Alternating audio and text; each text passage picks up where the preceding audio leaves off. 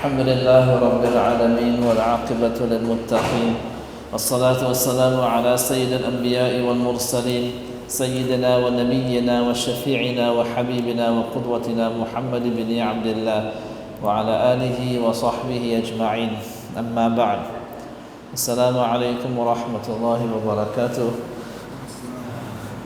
Today inshallah we'll be finishing our discussion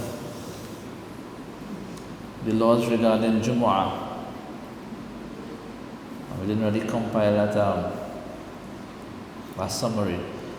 But inshallah, any questions you have put into Jumu'ah that we didn't cover, inshallah you could ask. Alright.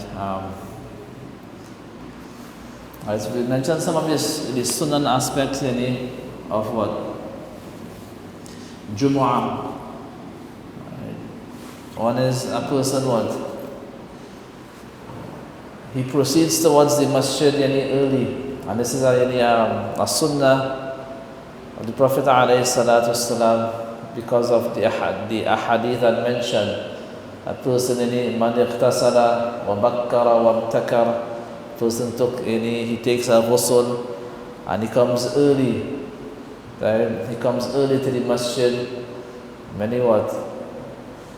Hadith, there's a particular hadith that mentioned if he comes in the first hour, كأنه قرب بدنة. The second hour كأنه قرب بقرة وكأنه قرب شاة دجاجة بيضة. A person comes early in the first hour, and the hour by here doesn't mean what? At 60 minutes hour, the first moment, as though that person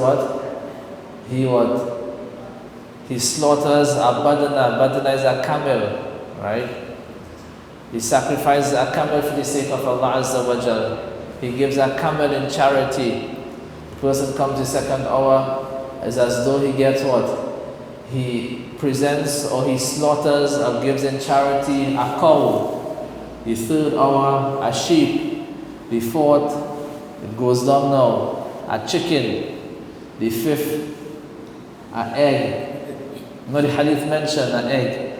A person give an egg for the sake of Allah and the path of Allah. Listen, a person he give a date for the sake of Allah Azza wa Jalla, the path of Allah Azza that is rewarded.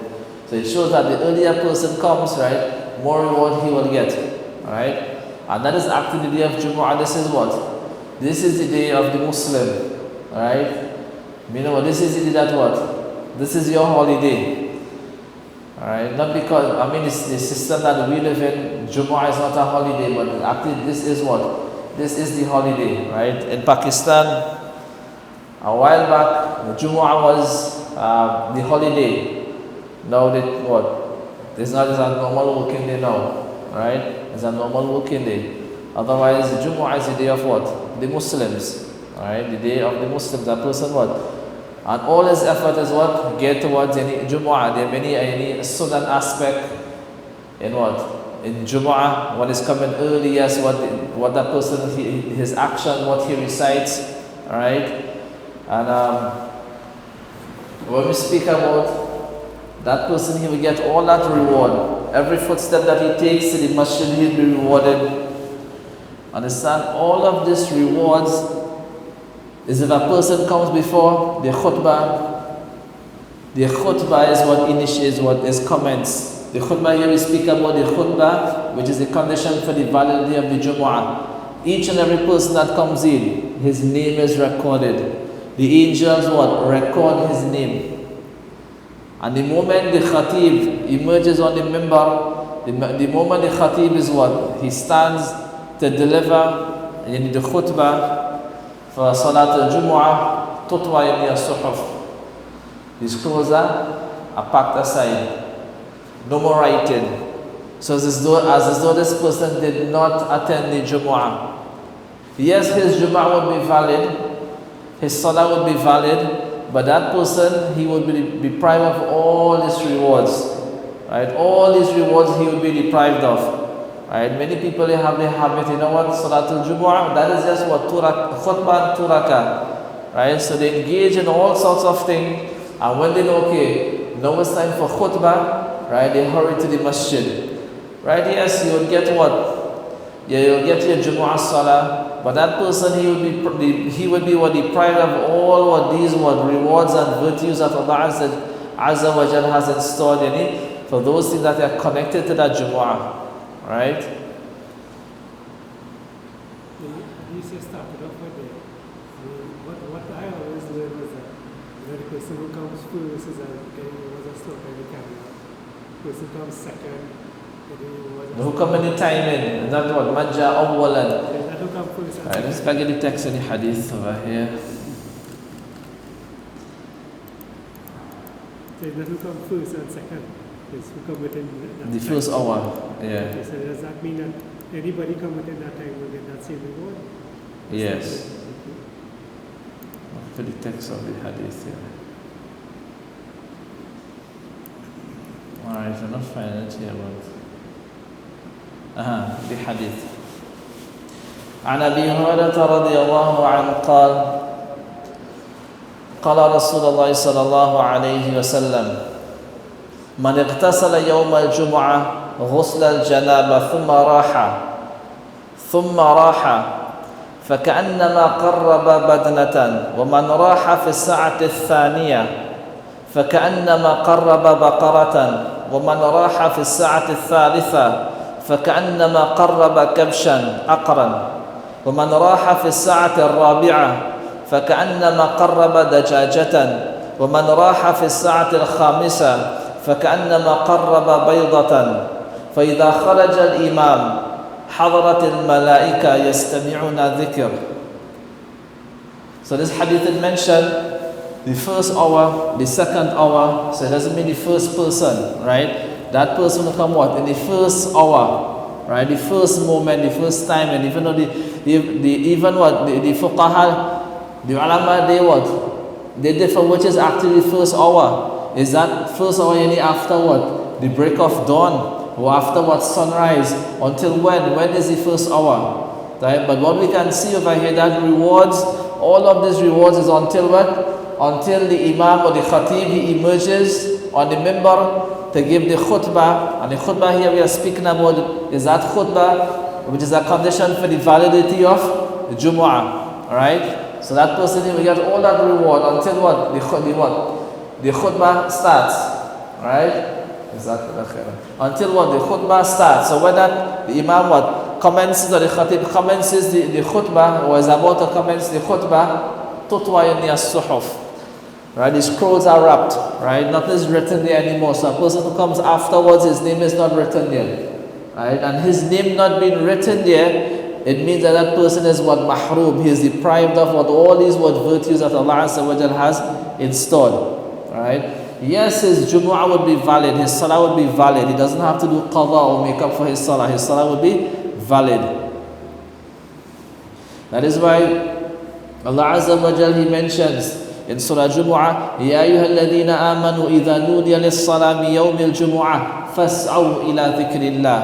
The moment you hear the adhan, then khalas, hasten to the masjid. Hasten towards the masjid. Right? So a person who leaves out all what? All buying and selling, tijara, whatever he is engaged in doing. But I have plenty time. Yes, you have plenty time. But if you come early in the masjid, what's going to happen? Right? The khutbah start yet. The imam will reach yet. Khalas, but you come early, you're going to get that reward. And we know the hadith of the Prophet ﷺ, that person, he is what? Muntadhiru salah. He is just waiting for salah. La yahmisu illa salah. Nothing is keeping him there except what? Salah. فَكَأَنَّهُ يَنِي فِي الصَّلَاةِ. That person, he would get the reward as though he is in salah. Alright? And we mentioned that the Prophet ﷺ, he mentioned there's a time, a moment also, a sa'a, the word always mentioned, but it actually means a moment, and a short moment in time in the day of Jumu'ah in which dua is readily accepted. And the majority of the ulama, the majority of the scholars of the opinion that what that time it is after Asr, just before sunset. Just before sunset. Right? And normally what? The khutbah and the sermon on the day of Jumu'ah is not something that is what? Long and lengthy. It's not a monthly lecture. Right? At the time of the Prophet ﷺ, the khutbah would be very short, mukhtasar, as a reminder, advice, a little nasiha, right? The salah would be longer than the khutbah, right? The salah would be longer than the khutbah. But in our timing, we have to what? Now we have to, what we like now, our khutbah. But if you check it, we don't really lengthen the khutbah. What we lengthen? Our khutbah is short. If you look at the Arabic khutbah that we are speaking about, right? But the English, that talk or that bayan we have before, right? This is what lengthen, right? This is what lengthen, right? But listen, at the end of the day, we take into consideration the congregation, right? So yes, even though you're given what an important message, right? People, what they have needs, right? If it is that a person, this is the only time, this is 1 hour he gets for Jumu'ah, right? This is his what, lunch time. He's working and this is his time in 1 hour, right? Then khalas, we take that into consideration. So how important we think our what? Our talk is, you could what? You could do a little ikhtisar, you could summarize it, right? We don't have to mention 10 points, mention what, 5 points, right? Mention 5 points. Or don't make it what, burdensome, right? But the good thing about it, we have many masajid, right? Once there was a particular masjid, right? It's long ago, I don't know how it is, right? That the people used to what, complain that the khutbah too long, right? The khutbah too long, and sometimes they ring the masjid phone at the back to signal, while the khutbah is going on, right? And after the person in charge now, he made an announcement and he mentioned, listen, people have been complaining that our khutbahs are very long, right? And he said it would remain long. So those who cannot sit for a long khutbah, go to the neighboring masajid. Right? But at least we have what? We have other masjid, if you think that a khutbah is long in this masjid, khalas, a person, he has a choice. Right? Instead of any standing and making an issue and making an announcement, the khutbah too long and we have this to do. There are many other places, we don't go into all the requirements of us, of a khutbah and this and that. This is more pertaining to what? The khatib. Right? Now, holding what? A stick, a staff. Right? Is that a sunnah the Prophet ﷺ? The scholars, what they did, for some scholars they mention that, listen, the Prophet ﷺ, after the mimbar was built, right? After the mimbar was built, and this is the view of Ibn al-Qayyim rahimahullah ta'ala and others, after the mimbar was built, the Prophet ﷺ, he didn't use a stick. But most of the scholars, most of the ulama, they of the opinion that what it is mustahab, right? It is mustahab to hold a stick or a staff, right? It's not something obligatory or sunnah muakkada, right? Something mustahab, if a person does it, good, alhamdulillah, right? But it's not a requirement. And normally what the jurists, they would mention those what countries that what were conquered, right? Were conquered by any war. Then the khatib, when he is given the khutbah, he would not hold a staff, but he would hold what? A sword. And those countries that what the people accepted Islam willingly without any what? Battle. Then he would hold a stick, a staff. And should not what we should hold.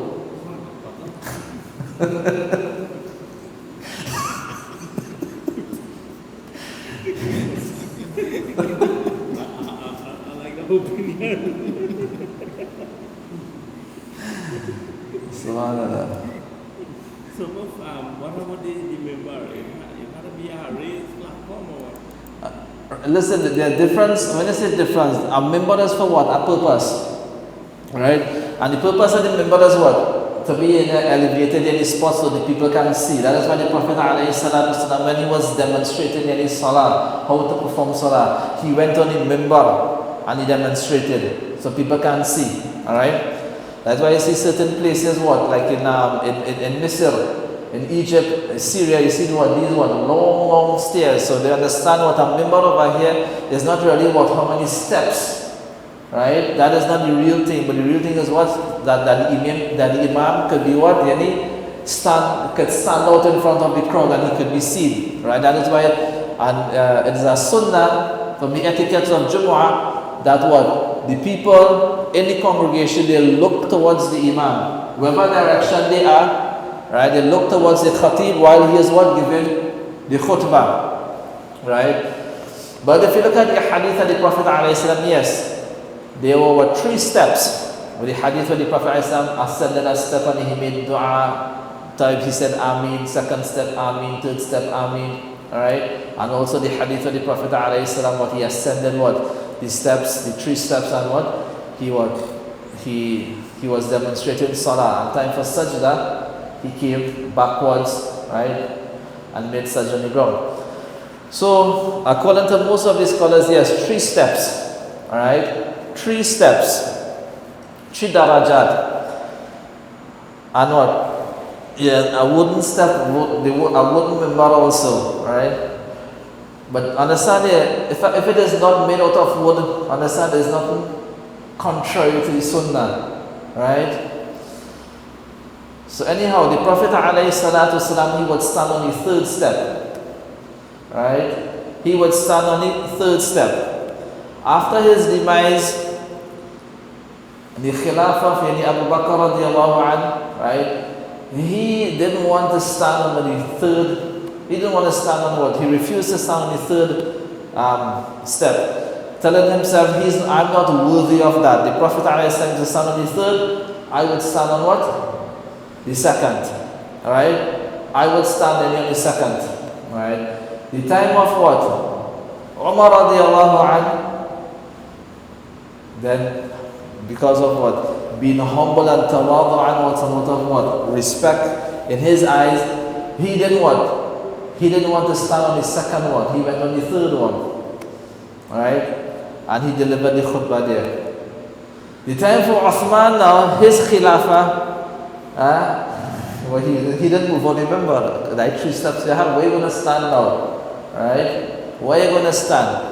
So at the Khilafah, Uthman radiallahu anhu, he stood on what? The 3rd step. The same step the Prophet ﷺ, he stood on. The 3rd step. Alright? So where should the Imam what? Stand, the Khatib stand, right?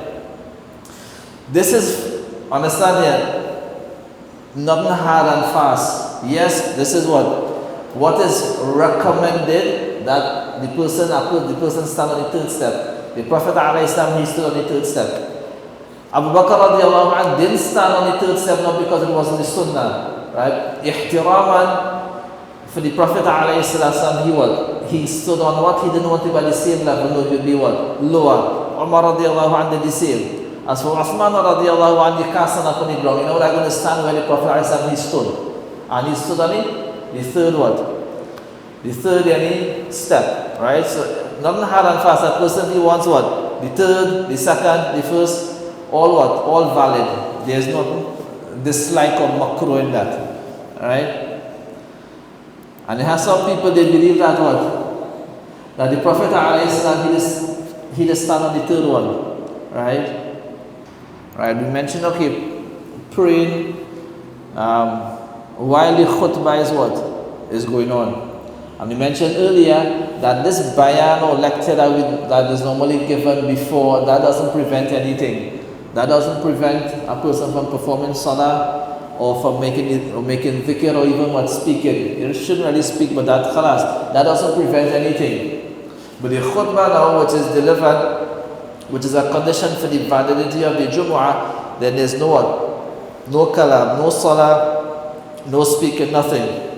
That is why the ulama would mention the khatib, not the khatib, the muazzin when he's giving the adhan, right? When he's giving the adhan, that what? That commence the khutbah, which is a condition for the validity of the Jumu'ah, that adhan is not what? Responded to, right? You understand? Yes, the sunnah is to respond to the adhan, Allahu Akbar, Allahu Akbar, then we repeat the words of the muazzin. That is not responded to.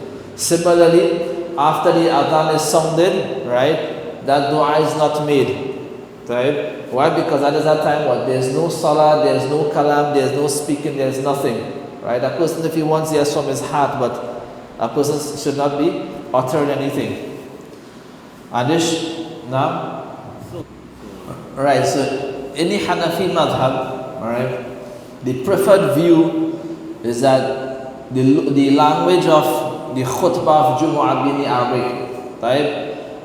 The language of the khutbah, which is a condition for the validity of Jumu'ah, should be in the Arabic language, right? If it is not in the Arabic language, would it still be valid, yes or no? Understand? If a person, when we say khutbah is a condition for the validity of the Jumu'ah, if a person offers Jumu'ah without a khutbah, he has no Jumu'ah, right? He has no Jumu'ah. For his Jumu'ah to be valid, khutbah is a condition. We mentioned the prerequisites and the conditions for the validity of Jumu'ah. One is the khutbah, right? So the majority of the Hanafi scholars, they are of the opinion that it must be in the Arabic language, and we mentioned cited in the proof and evidence last class, alright? Or some of it. But if it is delivered in other than the Arabic language, would it still be valid? Right. The answer is yes, it will still be valid, right? Because if your khutbah not valid, your Jumu'ah not valid. Yes, it would be makruh, it would be disliked, reprehensible, except it would be valid, and consequently the Jumma Salaah would be valid. So my question is, if you do it in English, when you go up here, you give me bayan. So we call it Aman here, we go up there now and you do the khutbah, because you give that bayan and then we have it after. So the people who coming in here now, that means khutbah start, if you do The khutbah start. so then they can't pray no Salah? No. Right? Right, so according to that view, right? So, because a lot of times, sometimes when Morana do khutbah, they either walk there with Poli Abdan and do the bayan, and people go just walking who come late and they just start to pray with Sunnah. No, the adhan would be sounded, right? Then the person would give the normal English talk, right? Then the Arabic, right? So that English talk doesn't prevent it, nothing. So, but what about the Adhan? We call it Adhan? Well, we just call it first and second khutbah. So the azan will be given and the first khutbah will be done in English. And then he will sit and then the second khutbah in Arabic. That's what he talked about. Yeah, that way. So the first khutbah is in English and the second khutbah is in Arabic. And then Salah. Yeah. Yeah, in that case, then that is what? But after what? Okay, the adhan will be given, and that first khutbah in English will be given in the member, right? And then he would, no adhan afterwards, right? You just sit down for the pause and then stand up and take the second khutbah. Right, so when the second adhan given?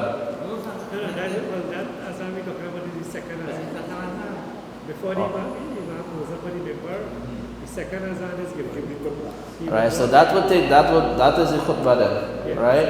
In that opinion, right, that minority opinion, that is what? The khutbah, and that would prevent what? Salah and speaking and everything else.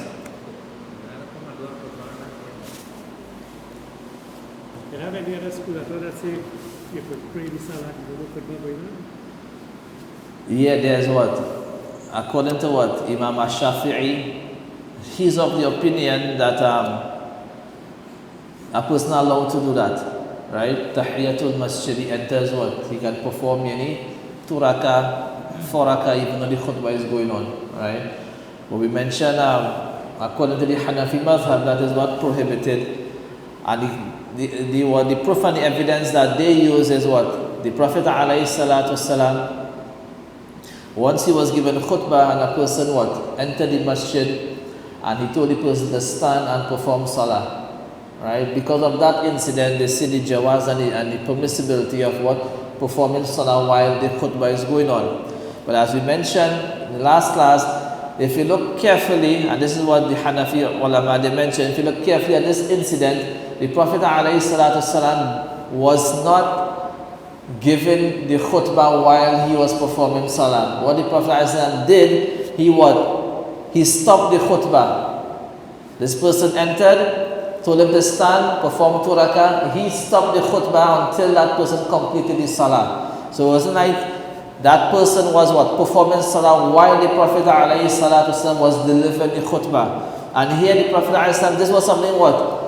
Not something usual. This was not something common. And why did the Prophet ﷺ do that? Because this person was so poor, right? His dress, his appearance, everything, he was so poor. The Prophet ﷺ wanted him to stand in front of everybody, perform 2 rakah, so they would see his condition. Thereafter, the Prophet ﷺ would ask the people to give to help him, to give him sadaqah. So this is not a usual thing that normally happens. This was a one-off incident. Alright? So if what we normally say, listen, if you want to do that, no problem, tell the Imam to wait for you. Right? But no Imam, no Khatib going to wait for you. The khutbah will be going on. Right? Would we mention, listen, we mentioned, okay, a way, not a way out, but listen, this is what they do in Pakistan. Alright? Yes, you have your English and you have your Arabic khutbah, and then you have your salah. Normally, the first adhan is sounded. Like the first adhan. The person would deliver the khutbah, right, in the language of the people, right? And he would speak and he would speak. Now, when he finishes, he would have 5 minutes. They will give her 5 minutes. And that 5 minutes is what? 5-6 minutes to perform your sunnah. Right? 5-6 minutes perform your sunnah. Thereafter, the second adhan will be called. Right? The second adhan in front of the khatib will be sounded. Right? And then that khutbah now would commence. So you have time. You have time to perform what? Your sunnah. Right? I know how that works out in Trinidad. Because when a person comes, right, the whole masjid full, right? He wants a place to perform salah. One is that the mic's so loud that you can't concentrate in performing. One is you have a place to already stand and perform the salah. Right? So most people, if they reach late, they leave off their sunnah. Right? They leave off their sunnah, understand? And that sunnah, understand something? And that sunnah is more virtuous than that English bayan you're listening. Because that fourth sunnah is connected to Jumu'ah. Right? That fourth sunnah is connected to what? Salatul Jumu'ah. This bayan not connected to that. Alright? If a person doesn't come for the entire bayan, he's not sinful. Right? Or that lecture, he's not sinful. So that fourth, that is important that we make what? Arrangement for what? That four what? That 4 rakah sunnah and before Jumu'ah.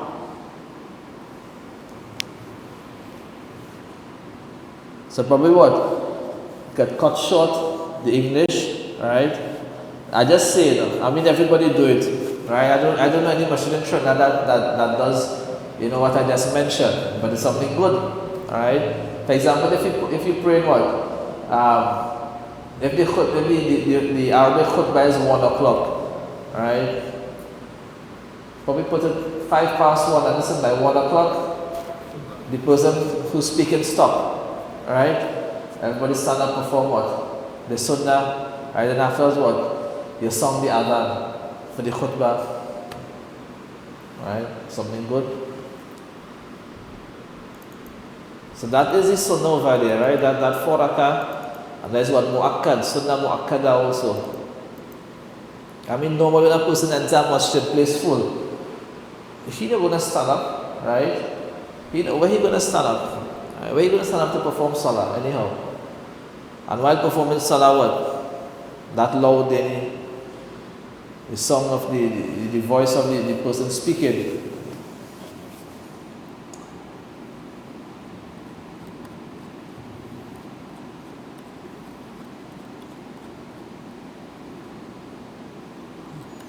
Right, the language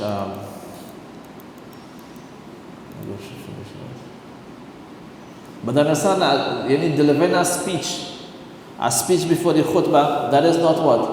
A bid'ah or something, innovation. No, that is not. That was even done even at the time of the Sahaba, not the time of the Prophet ﷺ, but the time of the Sahaba radiallahu anhum. Right? Some used to give little nasiha before, right? Some used to give little dars and lessons before the actual khutbah. Right?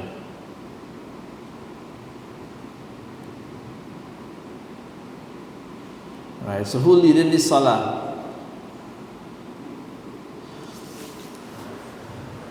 Normally we have the khatib, he would deliver the khutbah, and what?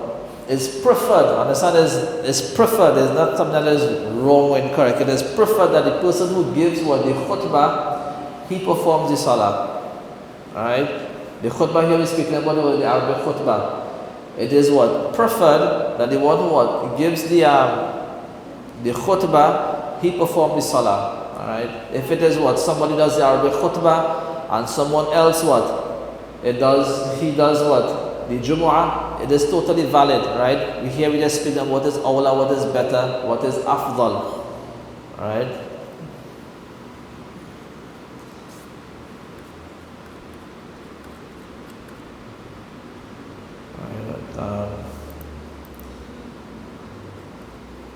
I'll have any more questions in Jumu'ah?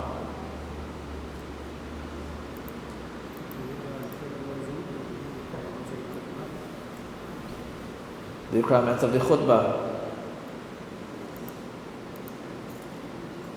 You have what? The sunnah, the sunnah aspects of what? The khutbah, that is the requirement of the khutbah. A person what?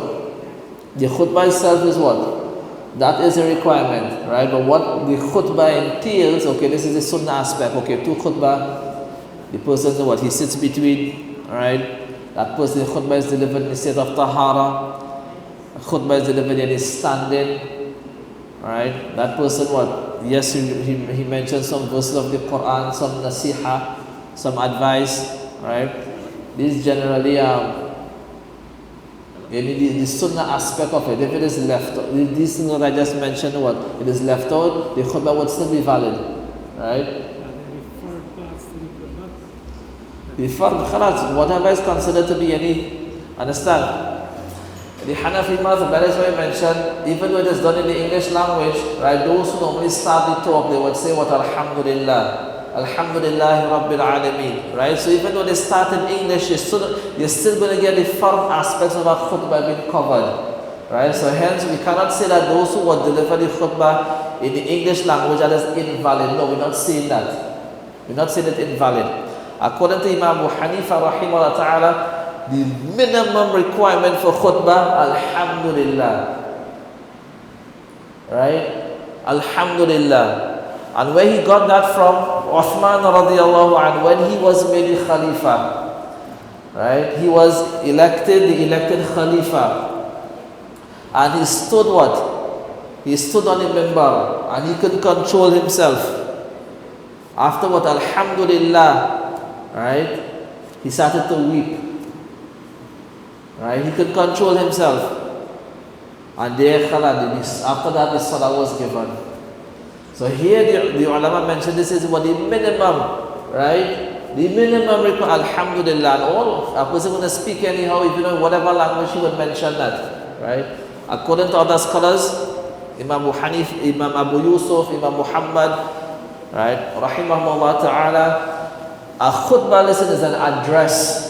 You have to address the people, right? So what is considered to be what? An address, somewhat advice, some nasiha, that is what? That is what? The minimum requirement for khutbah. And the same difference of opinion in what? What is the least amount required to recite in salah? Right? Allah Azza wa Jalla mentioned in فَقْرَأُوا مَا تَيَسَّرَ مِنَ الْقُرْآنِ. What is the minimum requirement according to Imam Abu Hanifa? One ayah.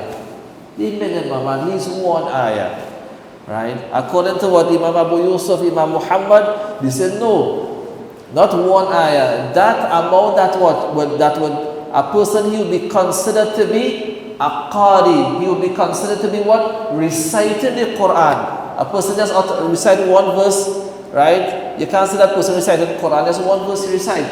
But the minimum amount that is required to consider a person reciting the Quran, or he's reciting the Quran, right? So according to them now, they would mention at least 3 verses. This is where you get the 3 verses from, right? So this is the differences of opinion. Right? We mentioned Jumu'ah being held in a town or a city, alright? This Jumu'ah held in villages, not valid. And we defined villages and towns before, alright?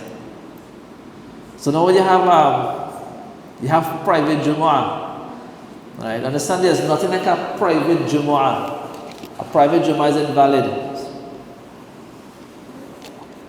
The exception for COVID, yes, because of the restrictions, you can't gather in public places, public spaces, right? So yes, because of that, even at that time, many ulama they mentioned perform your dhuhr, no Jumu'ah.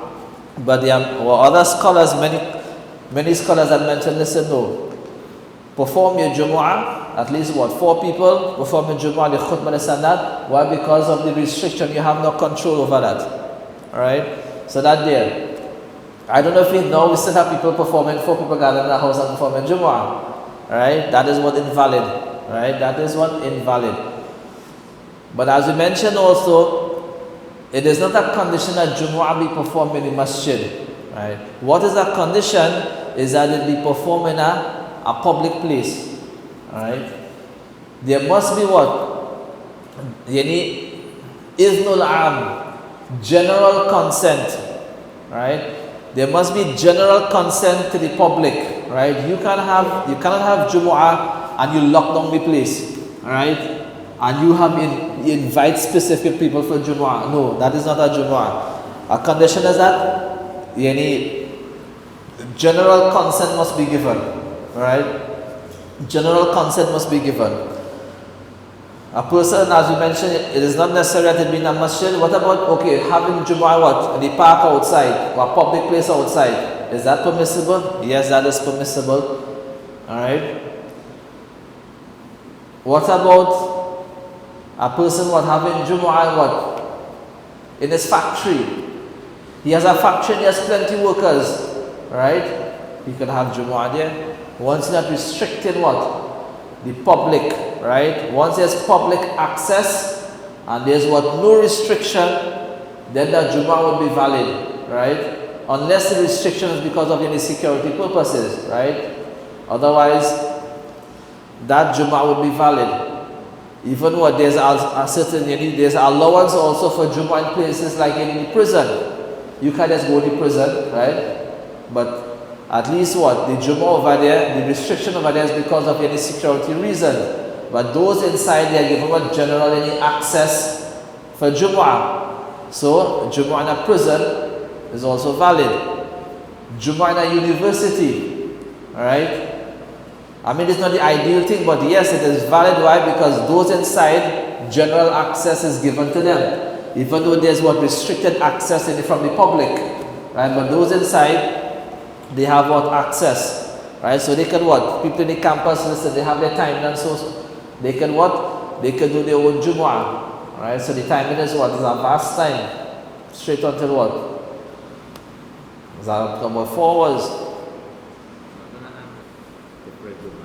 No, he will pray Jumu'ah, he pray Dhuhr, right? He will pray Jumu'ah, he will pray Dhuhr, right?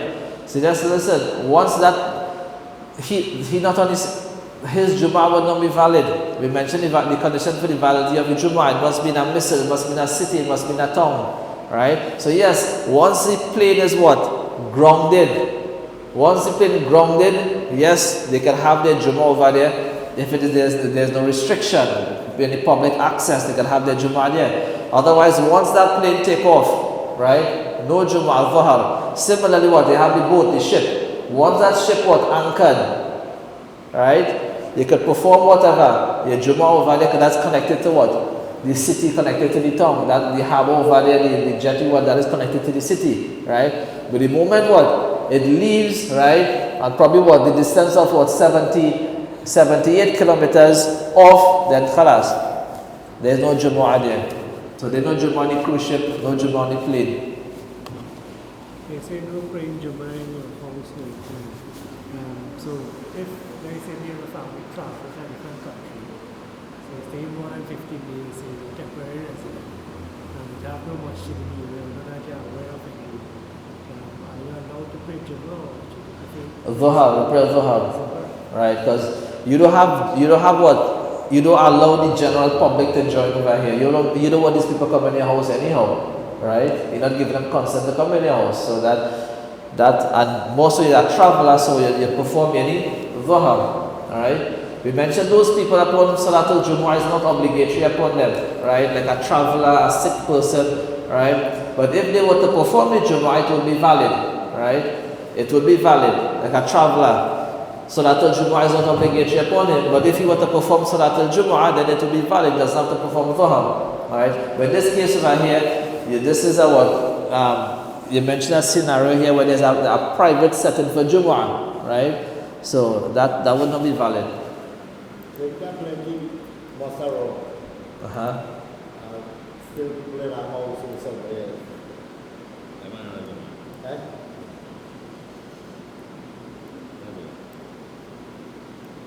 Understand that concession over here? Well, because of that time and what happened, the restrictions, the government had on the population from gathering and this and that, right? And as I mentioned, even at that time, many contemporary scholars they mentioned no Jumu'ah. That is a private Jumu'ah, right? And most of them say, listen, if you're going to have it in what? Have it in your yard, in your garage, or what? And leave the gate open or something to show what public access, right? But that was that time. That time finished, right? I understand plenty good things. I mean, came out of the whole COVID, right? At least what people get connected to classes online, and this mashallah was good, right? So they tap into all these resources. They could listen to classes and whatever. But understand here, there's nothing like a person sometimes. Oh my gosh, days when Tuesday, right? You go to certain people's houses, right? You invite them to the mosque, the masjid, right? And what is the excuse? And they feel very proud of it. I have an online class. I have an online fiqh class, online tafsir class, and they call them all these big names, right? Mashallah, this is what they're doing. Yeah, that means nothing. Your salah and jama'ah comes first, right? Not because you do an online tafsir class, you're allowed to leave out salah and jama'ah. Your online fiqh class, you're allowed to leave salah and jama'ah. No, salah and jama'ah takes precedence. That comes first, right? And then whatever online class you have, whether it be live or recorded, doesn't matter. And I mean, at least those who teach the online class, right? At least mention to the people, right? If now it's time for salah in your masjid, go ahead. Go and perform it. You get more rewards for that than sitting behind the screen.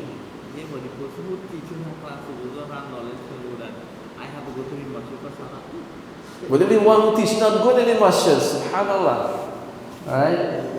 Listen, I never mention here, but listen, I always tell my students, do not take knowledge from a person who don't perform salah in jama'ah. Why? Because this is the sunnah of the Prophet ﷺ. What sunnah are you teaching? All the sunnah, if you were a person to gather all the sunnah of the Prophet ﷺ, you would see that certain time he would do it, he would leave it out, right? Certain things. At times he would do it, at times he would leave it out, and like that. But one sunnah he never left out. Salah in jama'ah. Whether he was a resident, he was a musafir, even what? The time of what? Expedition. This whole thing about Salatul Khawf. Right? Salah in the state of fear. How the jama'ats are what? Arranged. All of that is what? To facilitate Salah in congregation in jama'ah. So this is the greatest sunnah of the Prophet ﷺ, and this is the sunnah. Alright? Whatever else a person leaves out, khalas. The Prophet ﷺ, many times, sunnah that we study, we love, right? If a person were to leave it out, he is not sinful, right? But this sunnah especially, many of the scholars, even the Hanafi scholars, they consider it to be what? Wajib. Right? They consider it to be wajib. So yes, if you perform your salah, it's valid. But if you don't perform it in congregation in the masjid, you're leaving out a wajib act. And to leave out a wajib act is sinful. Right? So yes, everything important, right? I mean, what you mentioned over there, listen, it differ, right? Like our masjid, we pray 8 o'clock, right? In Marbella, I think they pray 8 o'clock also, quarter to 8. So the timing for our classes would revolve around that time. So we have our classes that will finish by 6:30 or quarter to 8. So we have time to go to the masjid there, right? But normally like 7:10, right? Most masjids in Trinidad, they pray most of them 20 past, half past. So around that time, 20 past, half past. So if a person teaching classes and you see quarter past and you still have audience, they have to be women or something wrong with them. Because if you behind a screen quarter past 7, that means you're not going for salah, right? And sometimes this is what the shaitan, this is how he attacks. Understand? There's a book by Ibn al-Jawzi, rahimahullah ta'ala, Talbisul Iblis. Good, it translated the deception of the shaitan, right? And here he mentions how the shaitan comes to each and every caliber person. How he comes to the abid, the worshipper. How he comes to the alim. How he comes to each and every person, right? So that person would think that he's doing something so good, right? So good, and if he did something like that, is very religious, right? And the wife, listen, this man when he comes, he just sit down behind the TV, at least he's doing something good, right? With that now, and he leaves out Salam al-Jama'ah. So, that is something that needs to be addressed. Alright?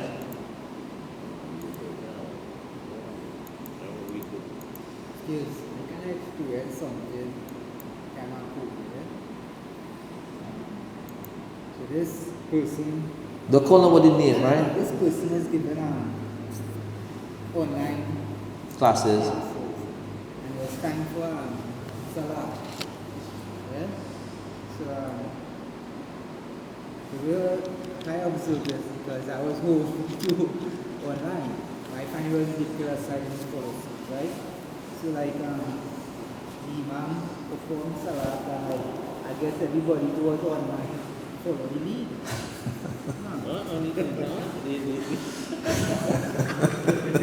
We had too much on, Islamic knowledge, but to my understanding, I didn't know that is halal.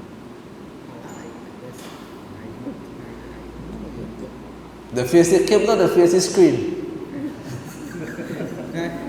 I don't know, there's just like probably listen, have it on, and listen and probably whether they home, they face the Qibla, and they listen and use the instruction, we say Allahu Akbar and listen.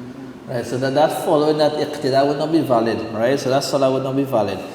The salah of the person, yes, he performing salah, his salah would be valid, right? But those who follow it, their following would not be valid. Their following would not be valid. Guys in Trinidad? Yeah. I like the catching fish boy, what is TV? And I watch it. Yeah, but even you said that his salah will be valid. His salah will be valid. Who leading the salah? No, he performing, he not leading, he performing salah. Listen, if I were to perform salah here, Yeah, but his intention would have been, his niyat would have been different because if you're going to lead a certain followers behind of you, you is the person who are leading the salah, your niyat will be according to, you will take this amount of rak'ah, this amount of this salah, and you're going to lead this salah, right, for these, for these people to follow, for the followers. So then, if that is your niyat, then I guess if it's wrong for the followers, it's wrong for him also. I don't know exactly. no, it's wrong for him not educating not the followers, but the viewers, the listeners, right? Otherwise, even though he had intention to follow, his salah will still be valid. Listen, I'm going to perform Salat al-Isha, right? So I make intention to what?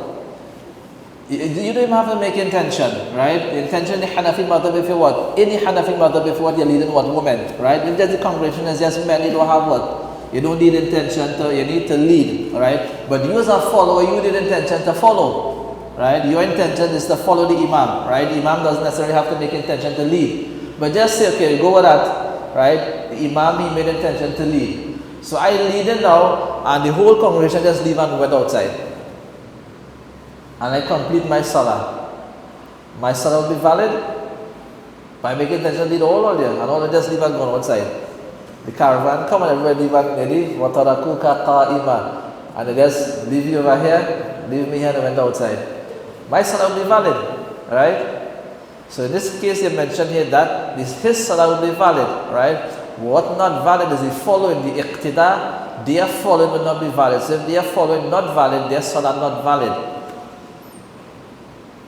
But yes, what the person should have done, and educate them, right? This is what he's guilty of. Right? So, I mean, online classes are very beneficial, but listen, choose your timing, right? Choose appropriate time, you know. But want it clash with salah? At all. Salah comes first. Right, so, any questions?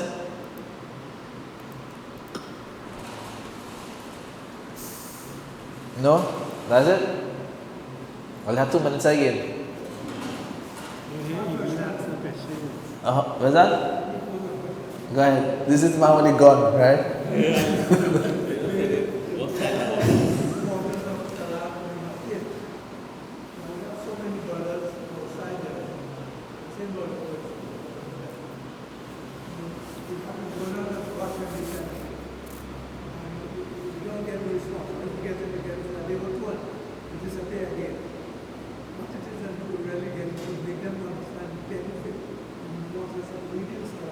But that's the whole thing, right? The whole thing, once a person understands the benefit, if he understands the importance, right? One is reward, that is in its place, but that person understands what? The importance of salah in jama'ah. You know, sometimes we give what? Khutbah or bayan, or however you want to call it, right? Lecture, right? Before, after the khutbah, right? And you speak about, okay, you need Nabi alayhi salatu wasalam, the love for the Prophet alayhi salam, and this and that. Understand, loving the Prophet alayhi salam is following his sunnah.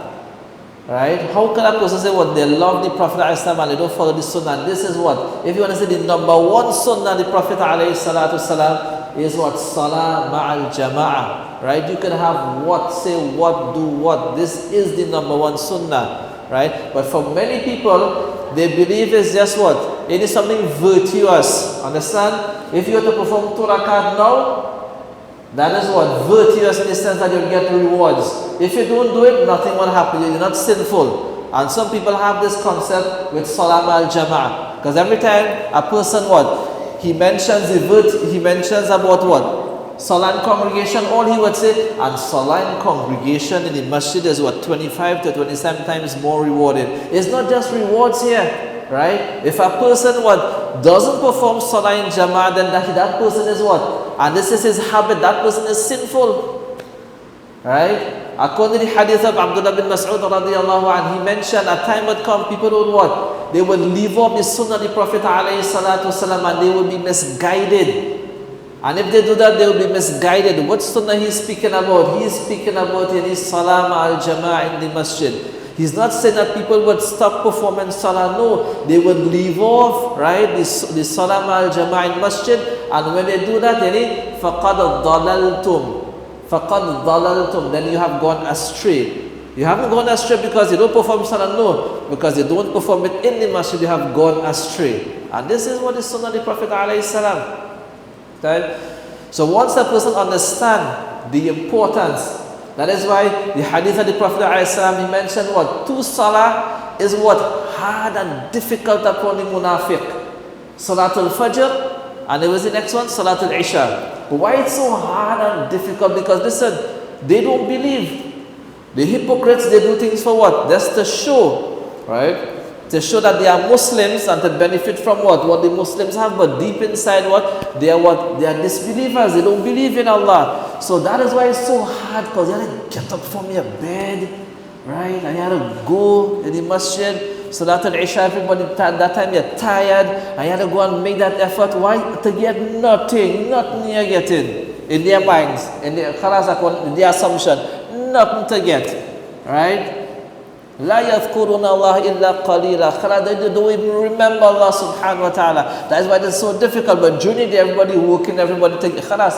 So you don't have to just form the lines, come in the lines and really be part of the congregation. That's not hard to do because you're already there, right? But for Fajr now and Salatul Isha, that effort you have to make without no compensation. So that's why it's so difficult for them.